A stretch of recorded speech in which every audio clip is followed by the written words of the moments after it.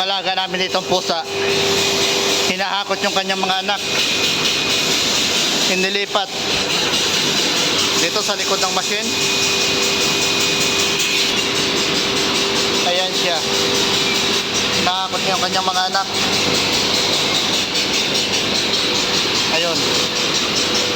May isa pang natitira doon sa dating tinutulugan nila. Kukunin niya siguro at ililipat dito sa kabila.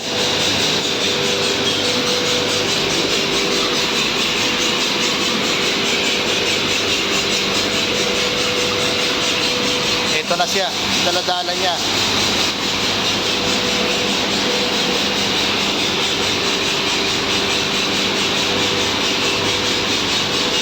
Ayun. Bali, apat po ang anak niya, malalaki na. Yung isa kanina ay nalaglag dito sa kanal. Dito.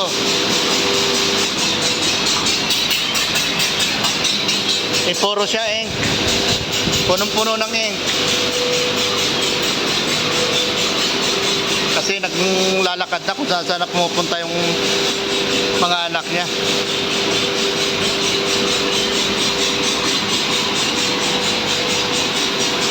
Ito po yung machine na binabantayan ko. Ang tumatakbo dito ay 60x60. Ayan po yung design.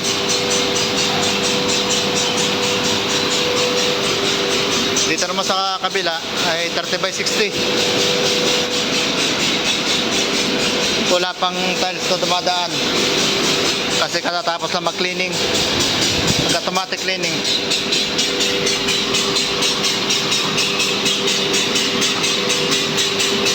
Ito yung belt niya, napakalapad. Ayun, meron ng tiles.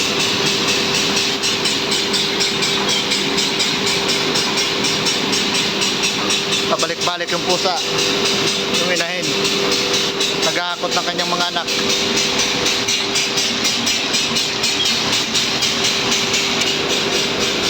Ayan siya, nahakot niya na lahat ng kanyang mga anak.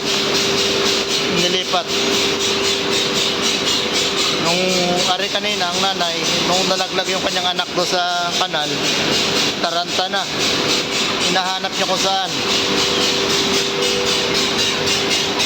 Ay iyak nang iyak yung kanyang anak. Kaya pinuntahan niya doon sa kanal. Kinuha niya.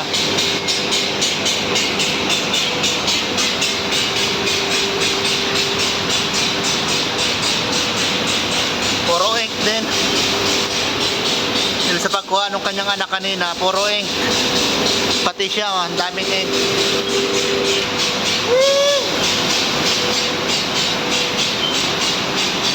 Maloko to. Inilipat niya yung kanyang mga anak bago binabalik-balikan niya doon sa dating tinutulugan nila.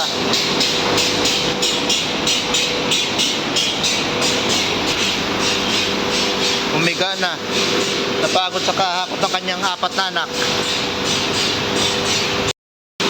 Ito kabayan yung pusa. Nakain ko.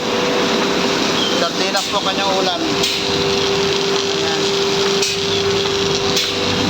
Yan po paborito niya, sardinas. Kasi meron siyang apat na anak na pinapadidik. Mga hinakot niya kanina.